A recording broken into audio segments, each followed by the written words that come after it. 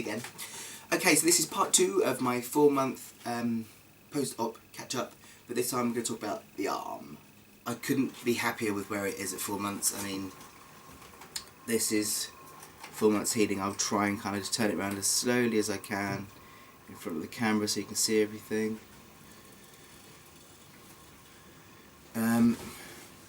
Yes.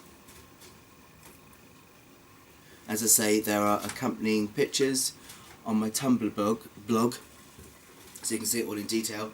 The one area that was scabbed is still dark, but it's all healed over, which is awesome.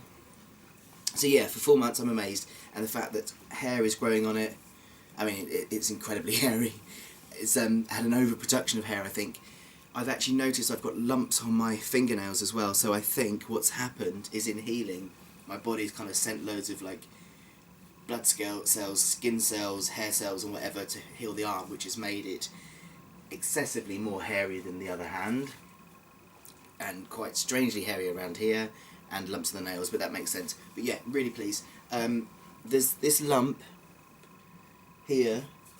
You can't really see it now. It's almost gone. I can feel it tiny bit underneath. As I say, they thought it was maybe like a little hematoma, but it's pretty much gone down. So yeah, really pleased with how it looks at this stage. I am massaging it as often as I can do it, at least 2 times a day with massage oil, and I'm applying Calicoat. I was just applying Calicoat to the edges, but I've kind of just started putting it everywhere, because some people have been putting silica gel patches over theirs, and I was not told to do that at all. London do seem to tell people different things. It's quite frustrating, but to be honest, I'm quite happy using the oil and the Calicoats. That's fine, and I'm happy with where it is, even though it's got some strange long and very white hairs. What's that all about? In terms of how I'm using it, it's absolutely fine. I can move it in all directions now. There's no restriction in there at all. It still feels tight, kind of like I've got something constricting my arm, but I have all range of movement. The wrist, it's achy when I do that, and it's a bit clunky, but I remember saying that was quite clunky, and it's taken a while for that to not clonk, and it doesn't clonk now. So this will come with time. The one thing that's an issue is my grip. It's getting stronger. I can now squeeze toothpaste like that. I couldn't get toothpaste out of a tube before, but I can now. But what I'm finding is when I do that, it's aching quite a lot across the fingers. I haven't got back on my bike for this reason, because I'm worried about the brake, but I'm actually going to go to the gym and try the stationary bikes, because I figure if I fall off that, I can't go far. Because I think it depends on what you do. I mean, I think because I type, I've got my finger used back quite well, but my grip and that I haven't, whereas for people that maybe drive and what have you, they'd probably get their grip back quite well. So I just need to focus on doing more exercises for my grip and my fingers. Excuse me, I've got hiccups. But grand scheme of things, Macarena, it's fine. People have asked about how I feel about how it looks. I'm used to self-harm, so it doesn't really bother me that I've got a big scar at all, and the fact that it's doing so well now, I'm pretty convinced it's going to be fine. What's bothering me that I wasn't expecting was that I'm covering it mainly for protection. I mean, it's not particularly sunny, but you know, I want to make sure I keep it out of any sun, any UV rays, and obviously protect it from things. And also, you know, because at the moment it's a bit gnarly, so you don't want people staring. But I've noticed that it's triggering old self-harm things in my head, in terms of shame and what have you. Now, I don't have any shame about my self-harm anymore. You know, it's something I'm really proud of. It's something I've got over, and I wear my scars very proudly, because every single one of these scars is a time when I survived. That's how I see it. You know, I have no worries about people seeing them. What I do have a worry about is when people see my arm covered, and then they see the other arm, I'm worrying that they're putting 2 and 2 together and getting 12, because they're thinking, oh, he self-harms, oh, he's got a cover on, that must mean he's still self-harming. I'm not ashamed of self-harming if it's in the past, but if people think that I'm still doing it, then I do feel ashamed, you know, because it's like my past, I'm over it. I don't want people to think I'm still self-harming. So yeah, I've got quite unexpectedly paranoid about having a cover on it. I'd rather not have one at all, so I can go, look, it's not self-harm, it's not. So yeah, I'm sure people aren't thinking that at all. Well, I hope not, I don't know. But yeah, that's something I just wanted to share, because it's something that I wasn't expecting to feel. And yeah, it's quite weird, 'cause it's bringing back all those times where I used to have bandages all over me and what have you, and yeah, it's quite weird.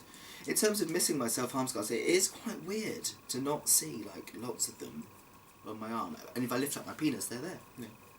Anyway, on the last video, everyone thought I'd got a tattoo. No, I really hadn't got a tattoo. I will show you what I have. These arm covers are fantastic. Now this is my standard one, because it's just a little half one. It smells of Tammany well. It smells of binders. So this is just a little half one. I got this one from Ink Armour, and this one is really good because it's completely guaranteed UV resistant, so it will keep my arm out of the sun when it arrives in England, and it's flesh coloured, so you know, it's a bit more disguised. The trouble with Ink Armour is, I ordered it, and then I had to pay more customs when it came over, so it ended up not being very cheap, which is a bit frustrating because I really like it. So what I did was I got myself a cycling glove, which is pretty much the same thing, also really nice soft material, and is also said to be UV resistant. This is a full arm one, but you can get half arm ones as well, so that's quite a nice one to have.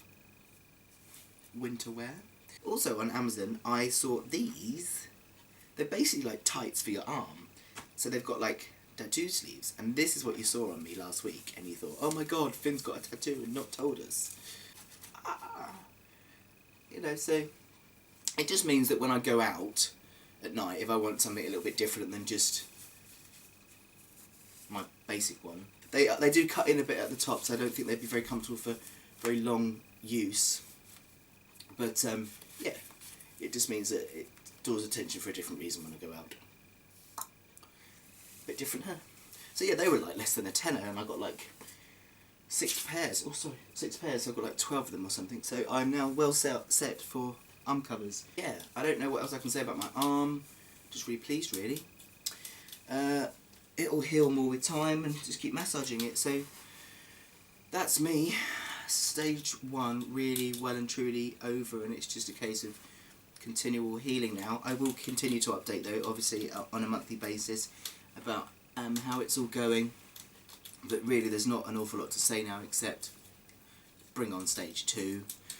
I'm just so keen for stage 2, and I'm going to contact London and see what's happening with that soon. I know they've got a lack of histo surgeons, so hopefully they'll remedy that soon and I can get this done. Because actually more than anything what I want now is the hysterectomy, because I'm in agony a lot of the time with man period pains, and it makes me so paranoid that I'm going to suddenly have a man period, and that would not be good. Right, any comments, questions, anything I've forgotten to mention, please do send me a message and I will answer. Take care of yourselves everybody, have a really good week, and I shall see you soon.